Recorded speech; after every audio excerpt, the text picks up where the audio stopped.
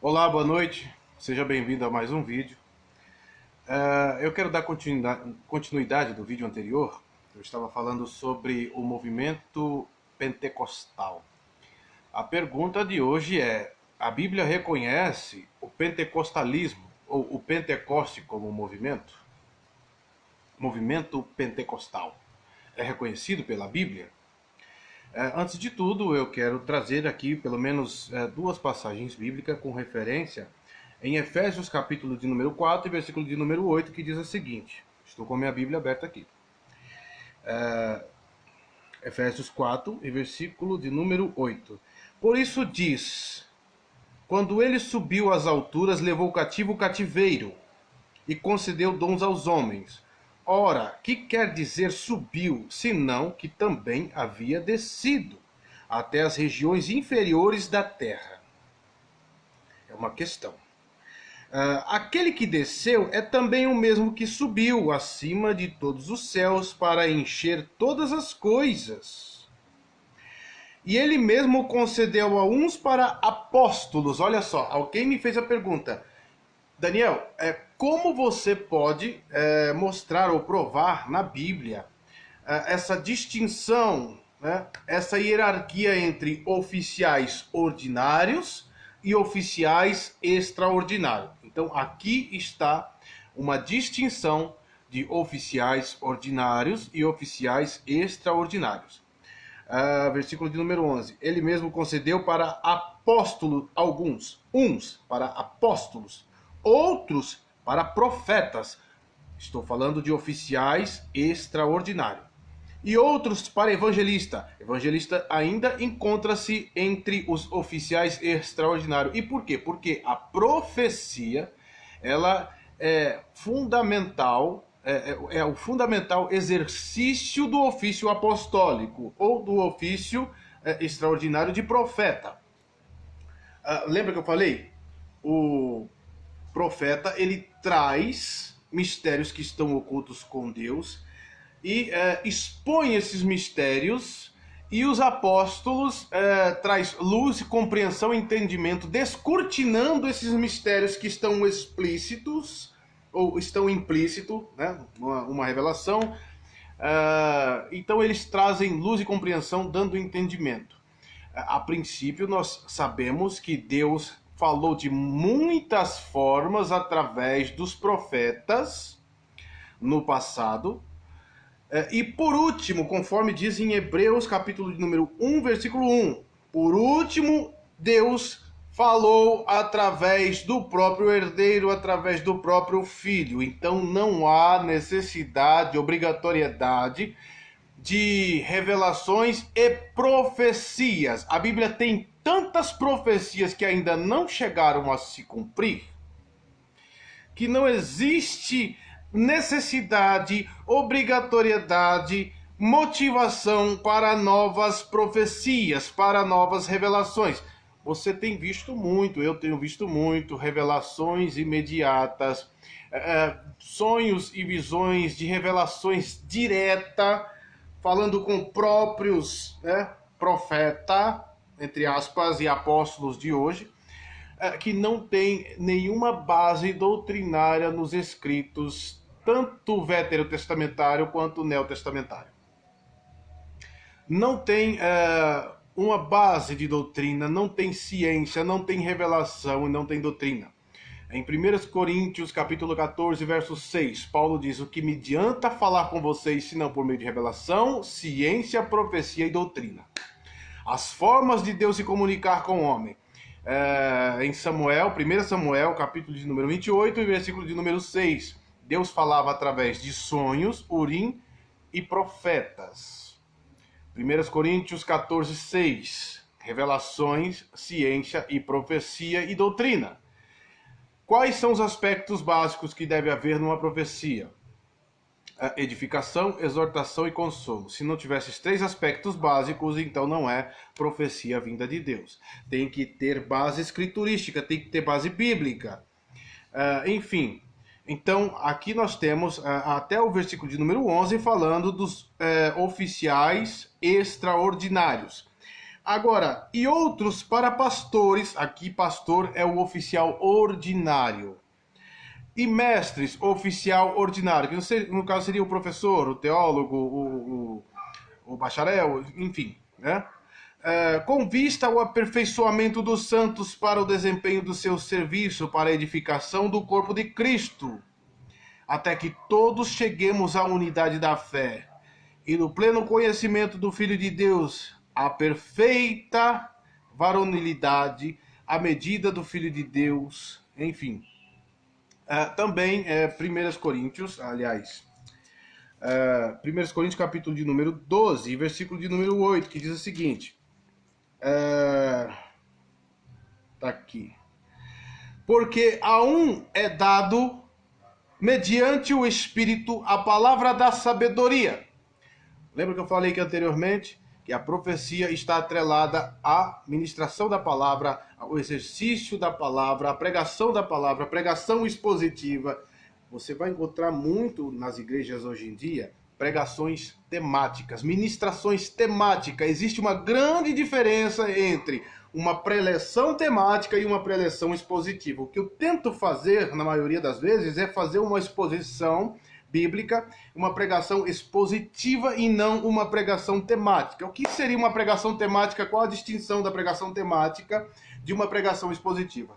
A pregação temática, você escolhe um tema e você vai coletando versículos de textos, isolando o seu contexto para fazer pretexto e dar autenticidade à mensagem que você está pregando. Eu vou falar sobre casamento, eu vou pegar tudo que fala sobre casamento dos textos bíblicos e formar ali uma mensagem temática especificamente falando sobre casamento. Eu vou falar sobre a pessoa de Cristo, então vou buscar tudo que fala sobre Cristo isolando os versículos, né, dos seus versículos que antecedem e os que sucedem. E aí eu vou fazendo ali uma mensagem temática para dar autenticidade à minha mensagem. É como se eu estivesse pegando a palavra escrita, bíblica, no tempo, dentro do seu contexto histórico, cultural, filosófico, religioso, né?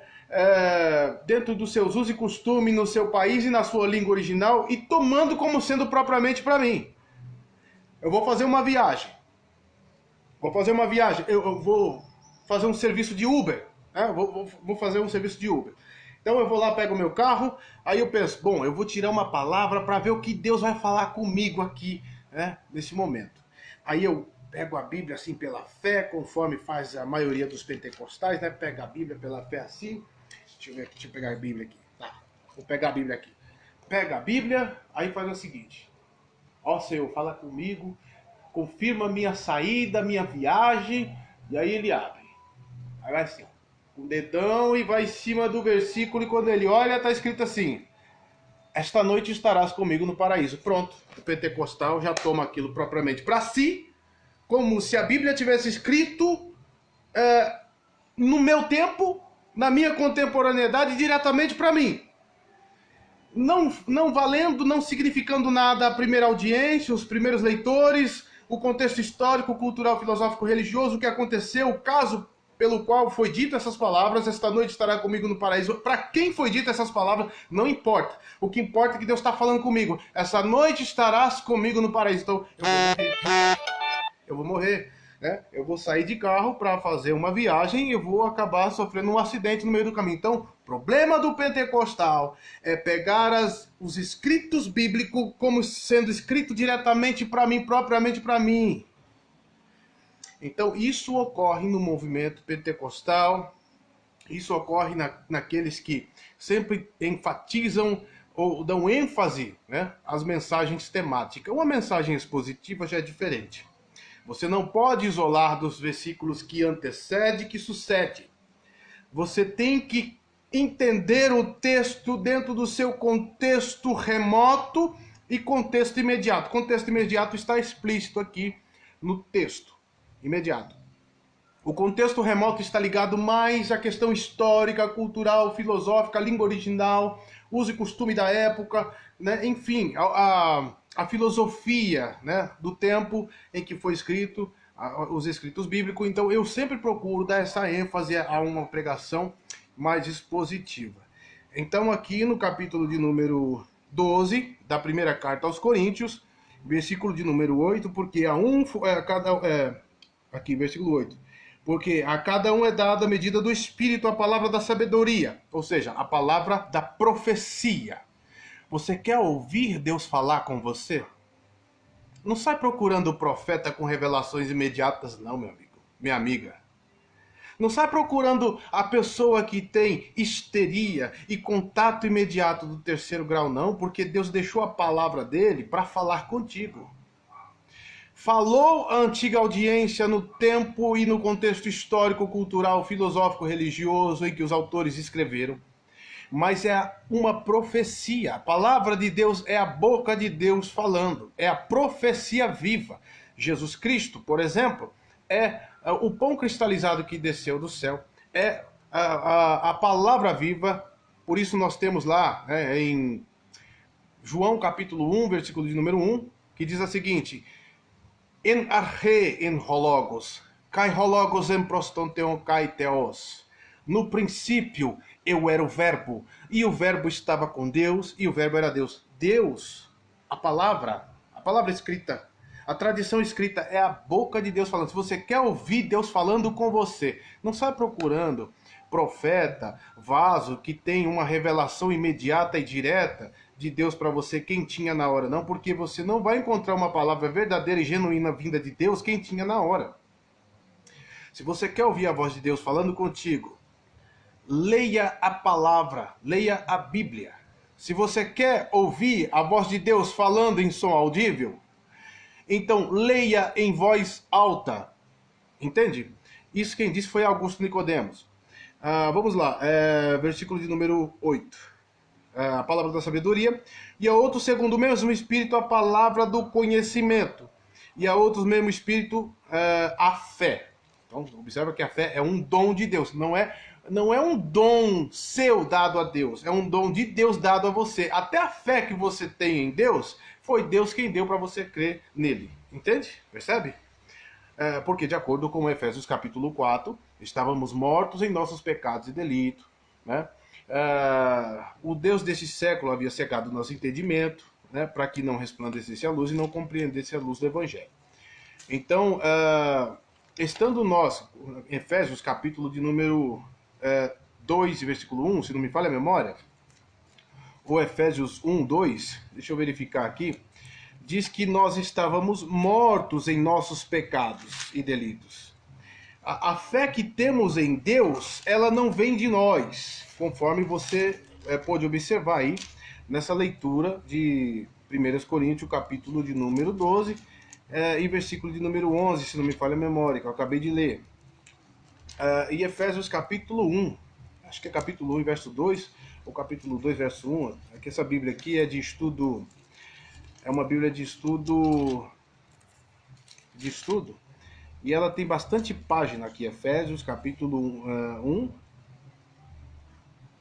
Aqui, ó, Efésios capítulo de número 2 e versículo 1, diz a seguinte: Ele vos deu vida, estando vós em vossos delitos e pecados, nos quais andastes outrora, segundo o curso deste mundo, segundo o príncipe da potestade do ar, o espírito que agora atua nos filhos da desobediência, entre os quais também todos nós, Paulo se colocando na mesma condição,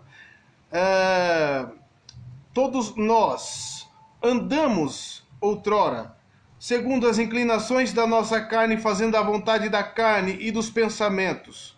Éramos por natureza filhos da ira, como também os demais, mas Deus, sendo rico em misericórdia, por causa do grande amor com que nos amou, e estando nós mortos ainda em pecados e delitos, mortos, sem espiritualidade, escassez espiritual, o mesmo que você encontra lá em Isaías capítulo 53, ele era sem parecer, sem formosura, como a raiz de uma terra seca. E olhando nós para ele, não vimos beleza nenhuma para que pudéssemos desejá-la, mas indigno entre os homens, experimentado no trabalho, homem de dor. Quando você lê que ele era como raiz de uma terra seca, alguém vai dizer, não, Jesus era tão feio, que ele era como a raiz de uma terra... Não, ali não está dizendo que Jesus era feio, está dizendo que ali Jesus viria em um período de sequidão espiritual, aridez espiritual, um período de seca espiritual. E devido a essa seca espiritual, ele envia o espírito de Elias na frente para preparar o caminho como o percursor do Messias, do Mashiach, né, dos hebreus, do judeu, né? Então, o Messias do judeu haveria de vir, então envia o espírito de João Batista na frente. Então, o espírito do profeta, né, Elias. Então, basicamente aqui está falando de sequidão espiritual, né, de morte espiritual, e Deus nos vivificou para a possibilidade da fé, entendendo da seguinte forma: a graça é como um tiro que sai de Deus, acerta o coração, o peito do pecador, e simultaneamente, assim como uma bala, quando atinge uma parede, ela abre um buraco. Então, a graça é a bala de Deus que vem sobre o nosso peito, sobre o nosso coração, sobre nossa alma, sobre a nossa vida. E o buraco que faz seria a fé. Então, a fé é resultado da graça. A fé que você tem é resultado da graça de Deus. Não teria fé se não fosse a graça de Deus se manifestando, porque nós estávamos mortos em pecados e delitos. Percebe? Então, aqui no capítulo de número 12 da primeira carta aos Coríntios, que eu estava lendo aqui, capítulo de número 12, a outros pelo mesmo Espírito os dons de curar. Então está falando do dom extraordinário de cura, o curandeirismo na época. E a outros operações de milagres, e a outro de profecia, né? A profecia aqui sempre vai estar atrelada com a palavra, com a ministração da palavra. E a outro o discernimento dos espíritos, e a variedade de línguas. Aí alguém vai dizer: nossa, variedade de língua é aquela pessoa que fala em labrachuras e cantanébias. E não é, meu querido, minha querida. Não é. As línguas bíblicas, a Bíblia nos diz lá em Marcos, capítulo de número 16 e verso 17, falarão novas línguas. Quando a Bíblia fala sobre línguas estranhas, na João Ferreira de Almeida, é preciso entender que, geralmente, né, as nossas traduções ainda têm influência do tradutor como um intérprete. Oh, meu Deus, esse negócio aqui tá difícil de segurar, viu? Então tem influência do autor, do tradutor como intérprete. Existe a influência do intérprete autor. Vou segurar esse negócio na mão, pronto.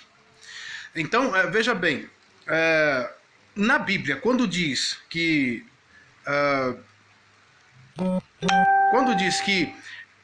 quando usa as expressões língua estranha na nossa João Ferreira de Almeida, quando usa a expressão na João Ferreira de Almeida, a expressão língua estranha, na realidade, lá no texto do grego, o termo usado, a expressão correta usada é língua estrangeira, língua desconhecida. Essa seria a tradução correta para as línguas. Língua desconhecida ou línguas estrangeiras. Agora, vamos à questão do movimento pentecostal. É reconhecido pela Bíblia? Não, não é reconhecido pela Bíblia, porque a princípio, eu disse no áudio anterior, nos vídeos anteriores, que o Pentecoste significa, no grego, 50 dias após a Páscoa. Cristo morreu na Páscoa, ficou 3 dias no seio da terra, ressuscitou ao 3º dia, passou 40 dias com os apóstolos, 43, uma semana depois que ele ascendeu ao céu, o Espírito Santo desceu e era os 50 dias depois da Páscoa, o dia de Pentecoste, que é uma festa judaica que ocorre 50 dias após a Páscoa. A festa dos primeiros frutos, festa das cabanas, e festa das cabanas, festa dos primeiros frutos, né? Enfim, são 3 festas que ocorrem. Mas a princípio, o Pentecoste, as primícias, ocorre 50 dias após a Páscoa. E foi justamente nesse período, né, em Atos dos Apóstolos capítulo 1, que Deus e Jesus achou por conveniência enviar o Espírito Santo para que 120 apóstolos... Ah, mas Daniel, você não falou que é 12 apóstolos apenas? São 24 anciãos em volta do trono? Sim, os apóstolos tinham capacidade de transmitir a autoridade apostólica à igreja do primeiro século. Isso terminou com o primeiro século, com os dons cessando, inclusive em 1 Coríntios capítulo 12, verso 12, o apóstolo Paulo vai dizer: olha, os sinais e prodígios do meu apostolado têm sido manifesto diante de vocês como prova, né, que eu sou um apóstolo.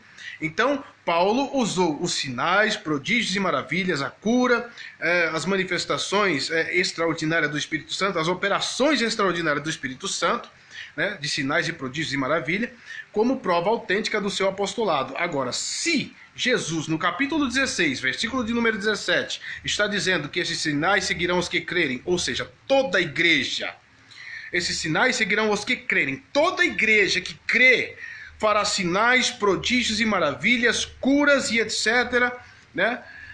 Se de fato Jesus estivesse dizendo isso a toda a igreja, a todos que crê, então Paulo não poderia usar na segunda carta aos Coríntios, capítulo de número 12, versículo de número 12, as operações extraordinárias do Espírito Santo como prova autêntica do seu apostolado, porque todos que crê têm os sinais, prodígios e maravilhas que atestam o apostolado.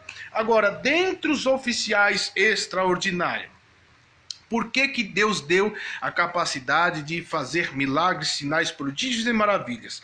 A princípio nós vamos ter, em Atos dos Apóstolos, capítulo 1, a seleção de um apóstolo para suceder a morte de Judas.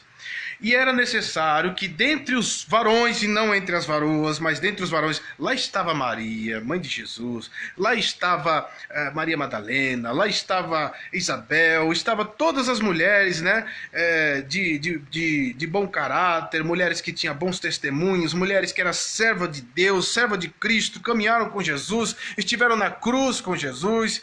Inclusive, as mulheres estão na frente dos homens nas Escrituras. Inclusive, nós vemos lá que na noite em que Jesus foi traído, os discípulos abandonaram Jesus. Até Pedro, né, negou ele, né, por 2 vezes ou 3 vezes antes que o galo cantasse. No entanto, as mulheres estiveram com Jesus até a casa do sumo sacerdote, estiveram com Jesus até o pretório de justiça romana, estiveram com Jesus na crucificação, e no primeiro dia da semana estava lá Maria Madalena representando as mulheres que têm o coração na obra. Então, as mulheres estão na frente com os homens. Agora, veja bem, inclusive a carta aos Hebreus, parece que há uma discussão para saber se de fato pode ter sido escrito por Priscila, né? Pode ser que tenha um livro da Bíblia que foi escrito por uma das mulheres, e por que não? Pode ser Priscila, a esposa de Áquila, pode ser Maria Madalena, e também há alguns pressupostos que acreditam que pode ser escrito não pelo apóstolo Paulo, apesar de parecer muito com os escritos do apóstolo Paulo, a carta aos Hebreus. Existe uma certa discussão para entender se de fato essa foi escrita por uma mulher ou pela própria Maria, mãe de Jesus, né? Então, lá estavam reunidas até as mulheres, e dentre os varões foi escolhido um, né, que foi lançado à sorte, o chamado Urim e Tumim, que você vai ver em 1 Samuel 28:6. Lançaram sorte e caiu sobre Matias. Teria que ser alguém que tivesse assistido Jesus, andado com Jesus, caminhado com Jesus, ter visto seus testemunhos, seu ministério profético, quando o homem tudo igual a todos, ter visto Jesus Cristo expulsar os demônios, fazer sinais, prodígios e maravilhas, ter andado com os apóstolos, ter sido comissionado diretamente pela pessoa de Jesus, ter visto Jesus morrer e ressuscitar ao terceiro dia, estar com os discípulos quando Jesus passou os 40 dias lá junto com eles, né, antes de ascender ao céu. Tudo isso era necessário para assumir o cargo apostólico. Além disso, para ser apóstolo era necessário também que tivesse escrito um livro divinamente inspirado. Aí eu perguntei, apóstola. Dentre as mulheres não foi escolhida uma apóstola, nem pastora, né? Nem os oficiais ordinários, nem extraordinários. Apóstola e apóstolo. Onde é que se encontra a base bíblica para o seu apostolado?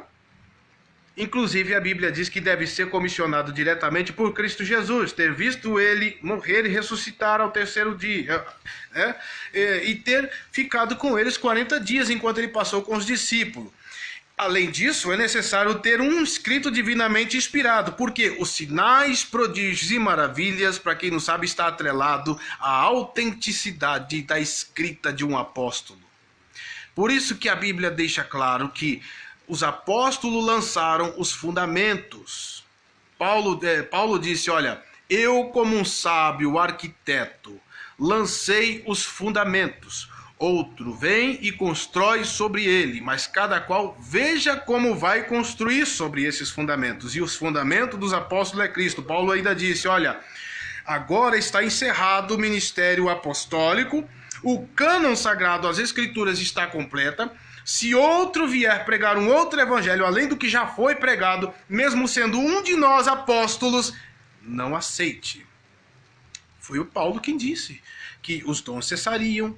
Paulo chegou a mencionar a questão dos dons espirituais que haveria de cessar em 1 Coríntios, capítulo de número 13, versículo de número 8, pressuposto de Paulo de que os dons haveriam de cessar, os dons extraordinários. 1 Coríntios, capítulo 13, versículo de número 8, o amor jamais acaba, mas havendo profecia desaparecerá. Ué, deveria multiplicar o amor, não é não? De acordo com as escrituras, quando o anticristo vier, fará sinais, prodígios e maravilhas, se possível enganaria até os próprios escolhidos. Já parou para pensar nisso? E quantos sinais, prodígios e maravilhas nós temos visto aí no meio das igrejas, né? Isso encontra-se em Mateus capítulo de número 24, verso 24. Quando o anticristo vier, fará sinais, prodígios e maravilhas, se possível enganaria até os próprios escolhidos. Então, os dons extraordinários de manifestações, de histerias, né, línguas, profecias, revelações imediatas, haverá um tempo em que isto será, né, o tapete, né, o tapete que o anticristo há de puxar no meio da cristandade, e só aqueles que estão firmados na palavra, nas escrituras, esse não tropeça. Quem está firmado na palavra não tropeça no escuro, não anda no escuro, porque a palavra de Deus é luz para os nossos caminhos e lâmpada para os nossos pés. Aqui não tem como você errar, nas escrituras não tem como você errar, mas se você ficar ouvindo a voz do profeta, do pregador, daquele que recebe a mensagem imediata do terceiro grau, você corre o risco de abraçar heresias, abraçar revelações imediatas, coisas que Deus não falou, conforme vem em Jeremias capítulo de número 23, verso 28, que diz: até quando sucederá isso no coração dos profetas que profetizam mentiras do seu coração em meu nome, contando sonhos, cada um ao seu companheiro, fazendo que o meu povo tropece e fazendo com que eles se esqueçam do meu nome por causa dos sonhos que cada um conta ao seu companheiro, assim como esqueceram de mim por causa de Baal. Ezequiel capítulo 13, verso 6. Viram visão de vaidade e adivinhação mentirosos que dizes que eu falei uma coisa que eu não disse, e daí por diante. Paulo, em 1 Coríntios capítulo 3 e verso 10 diz: eu, como sábio arquiteto, lancei os fundamentos. Então, os oficiais extraordinários tinham essa função de lançar os fundamentos. E os fundamentos do evangelho, onde Deus falou por meio dos profetas no passado, conforme é dito. Deus falou com os profetas no passado, Hebreus 1, verso 1. E depois falou através do Filho. Jesus Cristo, certa feita, disse: uma nação injusta e perversa pede um sinal, não darei outro, senão o Filho do Homem crucificado. Assim como Jonas esteve no ventre da baleia, assim o Filho também será crucificado, ressuscitará ao terceiro dia. Você quer ouvir a palavra de Deus? Você quer ouvir Deus falar com você? Leia a Bíblia. Quer ouvir a voz de Deus falando com você de forma audível? Leia a Bíblia em voz alta. O movimento pentecostal é reconhecido por Deus ou pela Bíblia? Não. O movimento pentecostal surgiu em 1517, lá no país, a princípio começou no país de Gales, né? Nós temos Lutero dizendo que, Lutero cravando as 96 teses na frente da igreja, né, católica, que se diziam autoridade extraordinária apostólica, né? Então, esse é o grande perigo das autoridades apostólicas. Eles são inerrantes, são autoridades inerrantes. É por isso que muitos querem o cargo e o ofício apostólico. Porque o que um apóstolo diz hoje, o que os apóstolos das Escrituras, conforme diz 1 Coríntios 3,10, Paulo dizendo: eu lancei os fundamentos. Se tiver um apóstolo extraordinário, a par de igualdade com o apóstolo Paulo hoje, disser: olha, o que o apóstolo Paulo disse estava errado, ele pode simplesmente retirar o que o apóstolo Paulo disse e colocar o que ele quiser. Se existem revelações, né, imediatas, Se existem profecias novas, deve ser colocado ao lado de Apocalipse. Porque é autoridade inerrante um apóstolo. Um ofício apostólico é uma autoridade inerrante. Se de fato a Igreja Católica tem apóstolos que são sucessão apostólica, eles são de fato autoridade inerrante. A Bíblia está abaixo deles. Você percebe o grande risco que nós corremos a aceitar profecias e revelações imediatas? Ou aceitar o ofício apostólico ou de profeta? São autoridades inerrantes. O que eles disserem está dito. Deve ser colocado ao lado de Apocalipse. É a autoridade máxima. O profeta e o apóstolo. Se o profeta não usa, se não existe o dom, bom, existe a questão do ofício apostólico e existe a questão do dom, né, de profecia. O dom de profecia é o dom da ministração da palavra. Os profetas continuam sendo os profetas do passado na igreja de hoje. Os apóstolos do passado continuam sendo os apóstolos da igreja presente hoje. Quando eu abro a minha Bíblia em Mateus, eu estou ouvindo Mateus. Quando eu abro a minha Bíblia em Lucas, eu estou ouvindo Lucas. Quando eu abro a minha Bíblia nas cartas de Paulo, eu ainda estou ouvindo Paulo. Você percebe que a Bíblia, ela cessou determinadas operações extraordinárias e ofícios justamente para cuidar da igreja, para que não caia no que é dito lá em Mateus capítulo de número 24, verso 24, quando o anticristo vier, ele fará sinais, prodígios e maravilhas, e muitos dessas igrejas que estão abraçando histeria, que estão abraçando movimentos extraordinários, contatos imediatos do terceiro grau, revelações extra-bíblicas. Muito desses cristãos que estão abraçando essas manifestações de histeria e essas visões, essas revelações extra-bíblicas, que não tem fundamento nenhum na doutrina dos apóstolos, não pode produzir nada de bom, né? E nada relacionado com o crescimento espiritual, nada para edificação, nada para exortação. Estão abraçando esse tipo de manifestações e deixando de lado a palavra de Deus, assim como fizeram por conta de Baal. Deixando a palavra de Deus por causa do sonho que cada um conta ao seu companheiro, das visões que tem. É assim que nós estamos vivendo hoje. Então o fundamento dos apóstolos é Cristo. A profecia de Deus para hoje é Cristo. A profecia de Deus para hoje é que Cristo vai voltar.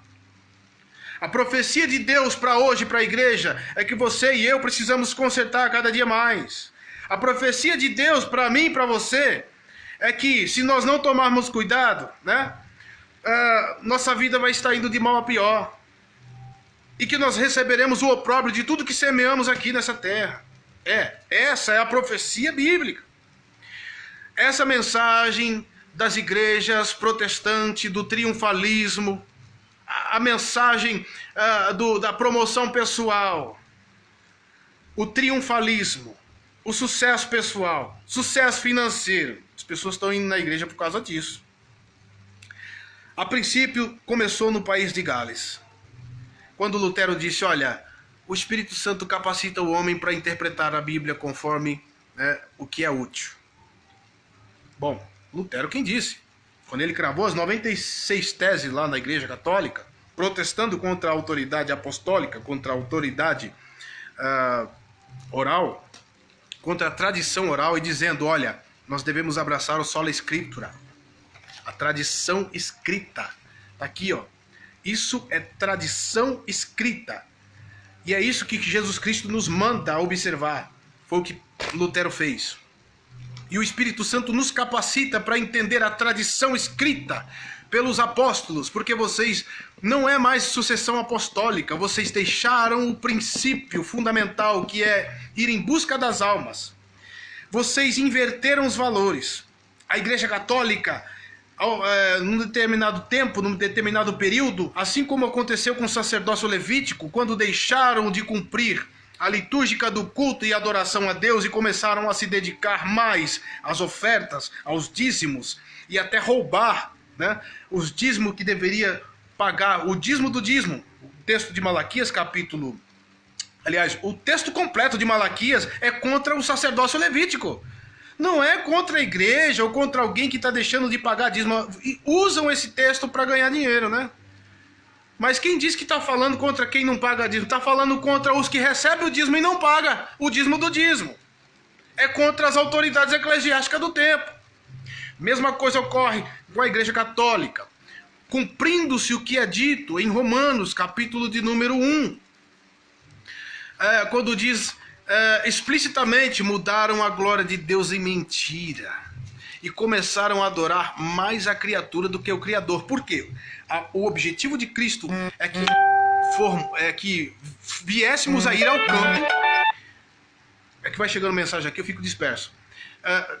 O objetivo do Evangelho de Cristo, o objetivo do Evangelho de Boas Novas é que fôssemos ao campo em busca de almas para crescimento do corpo. O que é a Igreja de Cristo? A Igreja de Cristo não é uma organização institucional, denominacional, estrutural e oficializada. A Igreja de Cristo, conforme diz a primeira carta de Pedro, capítulo 2, versículo 5.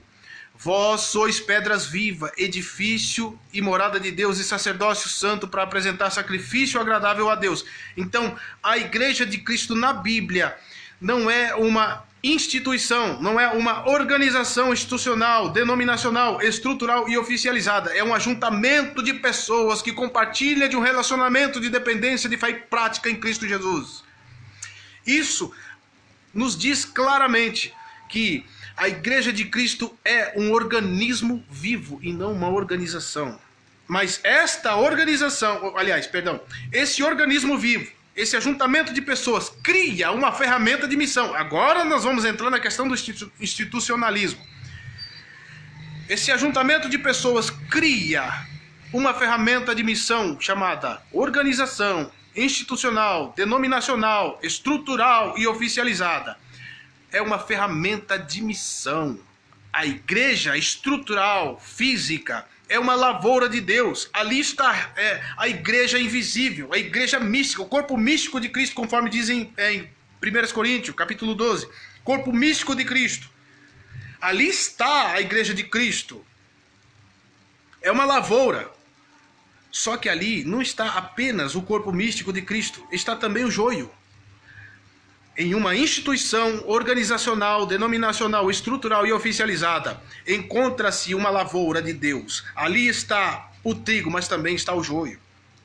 E quando vier os anjos, né, a mandado de Deus, né, haverá a separação do joio do trigo. Então, a instituição denominacional, estrutural e oficializada é uma lavoura de Deus. Amém. Até aí tudo bem. E o que é a Igreja de Cristo? Um ajuntamento de pessoas que compartilham de um relacionamento de dependência de fé e prática. Então é um organismo vivo e não uma organização. O problema da católica, o problema do sacerdócio levítico e o problema da católica no tempo de Lutero foi especificamente que deixaram de servir o cabeça que diz: ide por todo mundo e fazei discípulos, batizando-os em nome do Pai, do Filho e do Espírito Santo. Ide por todo mundo, pregar o evangelho a toda criatura. A preocupação com as almas. Quando eles deixaram de se preocupar com as almas, que antigamente era assim. Antigamente era assim. Entrava o pastor na igreja e perguntava: como é que está o quadro de membros? Quantos membros têm entrado esse ano? Como é que está o andamento do discipulado do jovem? Como é que está o grupo de criança? Como é que está os irmãos que têm nos visitado? Quantas pessoas têm descido as águas, têm se batizado? Antigamente era assim. Hoje, o pastor entra na igreja e já pergunta: como é que está o quadro? O pastor entra na igreja e já pergunta: como é que está o caixa da igreja? Quantos têm pagado a oferta? Quantos têm dado o dízimo? Tem alguém que está deixando de dar o dízimo? Vocês têm visitado a irmã fulana de tal, que pagava o dízimo sempre aqui e agora não está pagando? Então, observa que o que aconteceu com o sacerdócio levítico também aconteceu com a Igreja Católica, quando a oficialização da organização institucional, denominacional, estrutural e oficializada, deixando de cumprir o ID do cabeça e se preocupar com as almas, criaram uma ferramenta de missão, de fato, é uma ferramenta de missão. A nave da igreja é uma ferramenta de missão. A igreja estrutural, denominacional e oficializada é uma ferramenta de missão, mas deixaram de servir o Criador para servir hoje a criatura, que a igreja mesmo criou, percebe? Não estão preocupados mais com as almas. É muito mais fácil eles tirar uma alma do meio da igreja, excluir do rol de membro, para não trazer escândalo para a criatura que eles criaram. Porque uma pessoa que é dependente químico, é uma pessoa que é dependente de tabagismo, é uma pessoa que tem vaidades. Essa pessoa não pode ficar no nosso meio, porque vai trazer escândalo para a nossa igreja, para a nossa organização institucional, denominacional, estrutural e oficializada. Estão deixando de servir o Criador para servir a criatura. O que aconteceu com a católica. E Lutero bateu de frente com eles. Só que Lutero disse que temos a capacidade dada pelo Espírito Santo para interpretar as Escrituras, quando na verdade o próprio Pedro, né, na sua segunda carta, se não me falha a memória, capítulo de número 3, verso 16, ele disse: os indoutos que não têm domínio da hermenêutica, da exegese, distorcem pontos difíceis na carta de Paulo, assim como fazem com as demais escrituras. Ou seja, não é bem assim, Lutero. Não é simplesmente fechar a Bíblia, né, fazer uma oração que o Espírito Santo vai começar, como diz lá na congregação cristã, é assim: você não precisa estudar a palavra, você não precisa aprofundar no conhecimento das escrituras. Basta simplesmente você abrir a boca e na mesma hora o Espírito Santo o Espírito Santo haverá de ministrar o que é a vez de falar. Não tenhas cuidado com o que é a vez de falar, porque na mesma da hora o Espírito Santo vai te tomar, né, num passe de mágica, num pulo do Quilapala Biribidebalabaxuri Cantanébias, e você vai começar a ministrar coisas extraordinárias vindas diretamente da glória quentinha, e não é bem assim. Então o movimento pentecostal começa a princípio com Lutero dizendo que o Espírito Santo capacitaria o homem para pregar, né, as escrituras, sem precisar de um conhecimento exegético e hermenêutico, né, a arte da interpretação, sem conhecimento gramatical, complicado. Posteriormente, o movimento pentecostal, né, ele se inicia no país de Gales, com as convicções de Lutero. Depois, em 1906, surge o movimento pentecostal com manifestações de histerias, né? Em 1906, com William Seymour, na chamada Rua Azusa, na Califórnia. Sabe o que acontece? Já viu quando alguém que é dono de uma fazenda muito grande e a pessoa ela quer propagar, né, a sua fazenda, quer divulgar, né, a sua fazenda ao público, ao mundo, e eles vão lá, fazem aquele desenho de um círculo no meio do canavial, ou no meio da grama lá, para parecer que desceu um OVNI ali, aí toda a mídia vai para aquele lugar. A mesma coisa aconteceu na Rua Azusa. Era um lugar de difícil acesso para congregados ir até a igreja de William Seymour. E era justamente em 1906 quando estava crescente a procura pelas religiões de mistérios e ocultismo, porque o espiritismo, o kardecismo, né, estava lá com suas manifestações de dons de mediunidade, e a mídia estava em cima dos dons de mediunidade. A mídia estava procurando conhecimento, né, sobre as irmãs Fox, por exemplo, que começou lá nos Estados Unidos com as irmãs Fox, né, elas tendo contato lá com os espíritos que morreram. Uma batia lá, fazia um som lá na casa, né, e falava que estava conversando com os espíritos lá, um espírito de um homem que morreu na casa. E aquele som, né, era repetido pelo chamado espírito. E aí começou a inclinação do kardecismo, o teosofismo e daí por diante. E o William Seymour aproveitou isso, que as pessoas estavam em busca, né, de contatos imediatos com o terceiro grau, com manifestações extraordinárias de espíritos e contatos com o transcendente, com o sobrenatural. E aí, né, começou a questão das línguas místicas extraordinárias labarachústicas, né? Começou esse movimento de línguas estáticas, né, e manifestações de histerias. A mídia foi para a Rua Azusa, E lá a Rua Zurza se tornou conhecida hoje como um dos locais onde ocorreu uma das primeiras, sem contar com Lutero, no país de Gales, uma das primeiras manifestações do movimento pentecostal. Posteriormente, esse movimento, você vê que é do século XIX, com Lutero, 1500. Até 1517 não havia manifestações extraordinárias. A palavra era que mandava. A autoridade estava na palavra. Mas depois, né, de 1517, aí já começam as manifestações do Espírito, né? No século XIX, né, no início do século XIX, né, 1906, na Rua Zurza. Posteriormente vai aparecer Davi Miranda com as suas manifestações de curas divinas, né? E posteriormente, depois do Davi Miranda, vem o exorcismo de demônio, né? Com o Davi Miranda também, mas mais gritante esse aspecto quando surge aí o Bispo Macedo, né? O Bispo Macedo lá na década de 50 aproximadamente, com o exorcismo de demônios.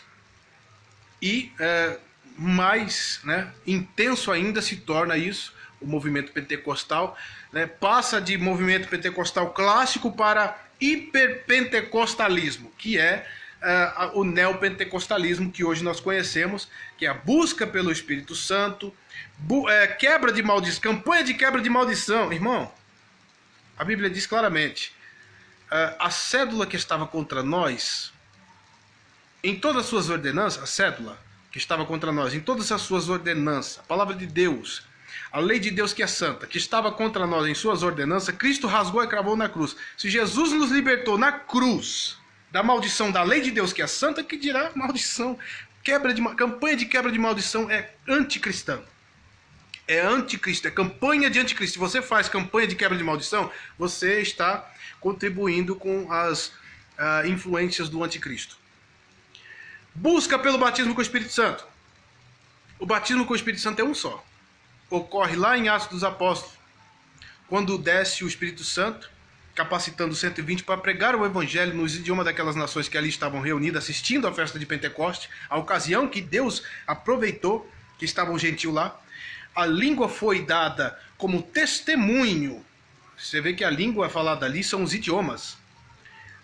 Atos dos Apóstolos, capítulo 1, verso 8.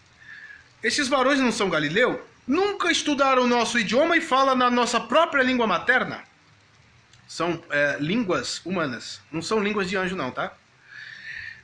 Então, o Espírito Santo desceu naquela ocasião, capacitando os 120 a falar no idioma daqueles países, pregando o evangelho ao gentio em testemunho contra o judeu incrédulo que não cria que a salvação pudesse ser manifesta também ao gentio, aos que não são de Israel. Então, as línguas é dada também como testemunho ou como juízo de Deus contra os incrédulos. Por isso que você vai encontrar em 1 Coríntios capítulo 14, versículo de número 22, dizendo que a língua é para os incrédulos, é sinal para incrédulo e não para crente. Percebe? Então, o movimento pentecostal é desconhecido às Escrituras. A princípio porque ele nasce 15 anos, aliás, ele nasce em 1517, ou seja, 15 séculos depois do pentecostal, da descida do Espírito Santo. Pentecoste sempre foi uma festa judaica, que ocorre 50 dias após a Páscoa. Então, não era movimento. Foi num dia da festa de Pentecoste, quando todos os países estavam reunidos ali, Deus decidiu enviar o Espírito Santo, derramou o Espírito Santo. O Espírito Santo não é buscado. O movimento neopentecostal busca pelo Espírito Santo. O Espírito Santo não é buscado, ele é enviado. Jesus disse, olha, eu vos enviarei outro Consolador. Quando eu for para o meu Pai, porque é necessário que eu vá para o meu Pai para que o Espírito Santo venha, que se eu não for, ele não vai vir. Outro Consolador. E o termo usado para outro é alos, e não heteros. Ele podia ter usado heteros paracletos, ou seja, um outro Consolador, de um tipo diferente, de uma natureza diferente, mas ele usou o termo halos, para outro. Allos Paracletos, um outro de uma mesma essência, de uma mesma natureza. De uma mesma natureza, de uma mesma essência. Então, quando vier o outro Consolador, de uma mesma natureza, de uma mesma essência, ele ouvirá as minhas palavras e vos fará lembrar das coisas que eu tenho dito a vocês. Ele não dará testemunho de si mesmo, não falará de si mesmo, não vai roubar cena.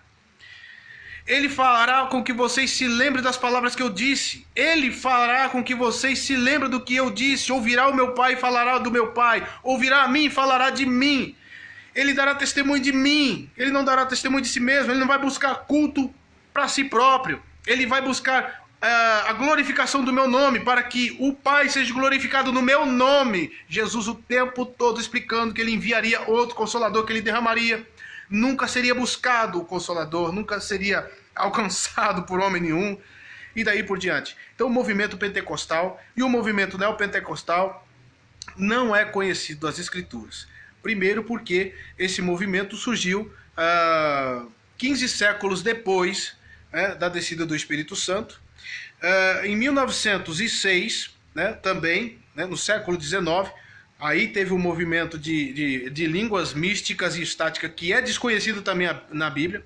Inclusive nós temos em 1 Coríntios 14, se não me falha a memória, 1 Coríntios 14, que de fato havia umas manifestações de histeria na igreja de Cristo que estava em Corinto, porque eles estavam copiando manifestações de línguas estáticas que ocorria também no templo de Diana.